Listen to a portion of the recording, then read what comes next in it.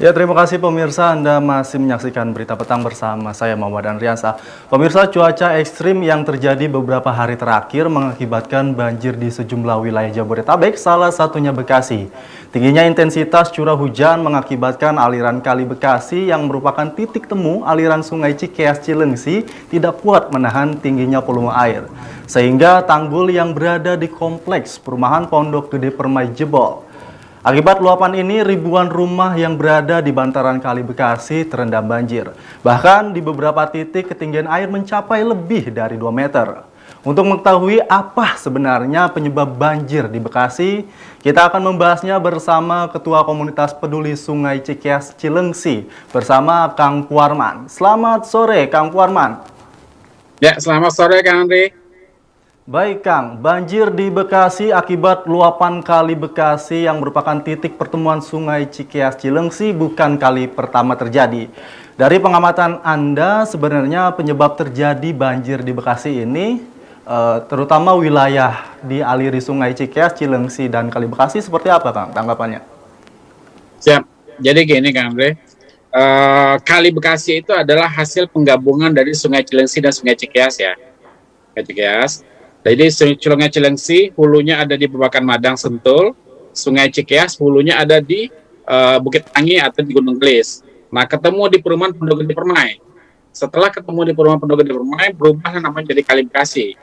Ini mengalir ke Bendung Bekasi, Teluk Pucung, Babelan sampai ke muaranya. Nah, setiap tahun atau setiap musim hujan ini selalu mengakibatkan banjir akibat meluapnya Sungai Cilengsi dan Sungai Cikeas. Otomatis Sungai Kali Bekasi juga naik. Nah, kebetulan kemarin tanggal 19 dan tanggal 20 Februari kemarin, itu 2 hari betul-betul terjadi banjir di sepanjang aliran Kali Bekasi tadi.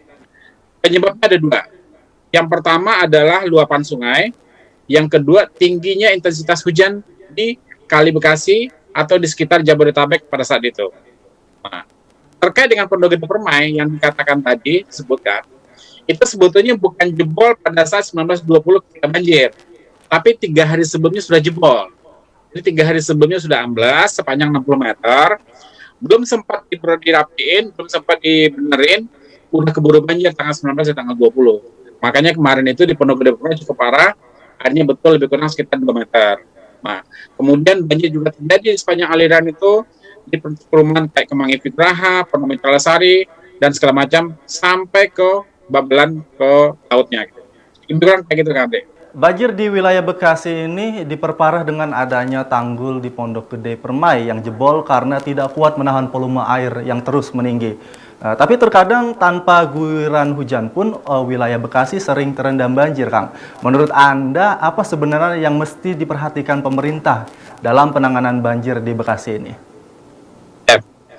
Jadi seperti saya bilang di awal, penyebab banjir di Bekasi ini ada 2. Pertama karena hujan lokal, yang kedua karena kiriman dari hulunya Sungai Cilengsi dan Sungai Cikeas. Nah, kebetulan yang paling sering terjadi banjir itu adalah karena kiriman air sungai dari hulu Cilengsi dan hulu Cikeas.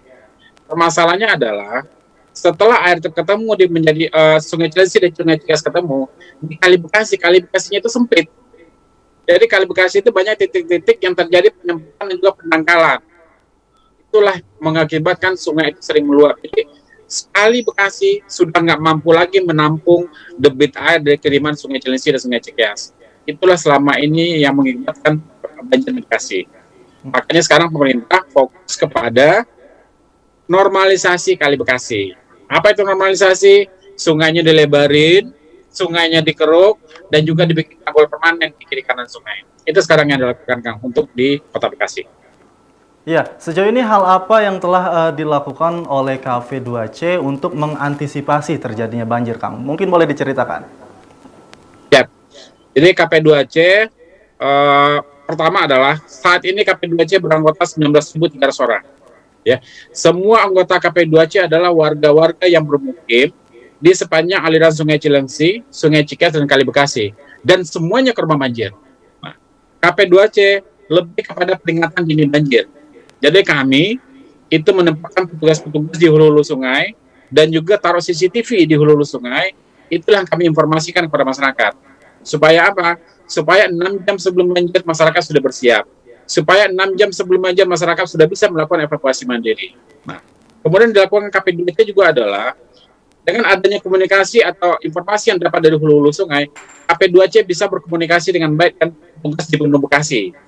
Jadi sebelum air datang, itu Bendung Bekasi sudah mulai diturunkan supaya tidak terjadi banjir. Itulah peran KP2C selama ini. Nah, ketika terjadi sejauh ini banjir, adakah kendala-kendala yang menghambat dari komunitas Cilengsi Cikeas ini, Kang? sejauh ini hambatan belum ada hambatan, kita orang tidak ada hambatan. Cuman yang jelas ada hal-hal yang di luar kekuasaan, di luar kewenangan KP2C, yaitu terkait dengan kondisi sungai sendiri. Jadi sungai ini sudah sangat dangkal, Mas. Sudah sangat dangkal, kemudian juga mengecil. Inilah harus segera diselesaikan masalah sungai ini. Kalau sungainya tidak dinormalisasi, banjir selalu akan terjadi kalau ada kiriman air dari hulu Sungai Cilengsi dan Cikeas. Demikian, Kang Andre. Ya, terakhir, Kang Warman, himbauannya untuk masyarakat, seperti apa yang ingin disampaikan? Oke, ini himbauan para masyarakat ini penting sekali, karena kebetulan sekarang di semua media, itu beritanya hati-hati 23-24 Februari hujan ekstrim, hati-hati begini. Menurut saya, masyarakat tidak perlu khawatir, kan ini sudah hal yang biasa setiap tahun kita lewati. Ikuti aja informasi-informasi dari KP2C, insya Allah tidak ada hal-hal yang terlewatkan oleh KP2C. Jadi, tidak perlu panik. Apalagi saya lihat itu ya, kalau Katulampanya siaga 1, tidak perlu juga orang Bekasi ribut. Kalau Ciliwungnya naik, tidak perlu juga orang Bekasi yang khawatir. Karena sungai itu nggak ada hubungannya. Fokus aja kepada hulu Sungai Cilengsi dan hulu Sungai Cikeas. Itu yang pertama. Yang kedua, kalau sudah ada masuk ke siaga 2, silakan lakukan evakuasi mandiri. Jangan enteng itu banjir. Jadi begitu banjirnya sudah tinggi, baru permintaan evakuasi dilakukan. Jangan. Jadi kalau bisa, kalau sudah siaga 2, menjelang siaga 1, silakan lakukan evakuasi mandiri. Pindahkan kendaraan, kemudian barang-barang dan segala macam diamankan, dan anggota keluarga kita juga diselamatkan ke tempat yang lebih tinggi. Kalau saya itu, Kang Andi.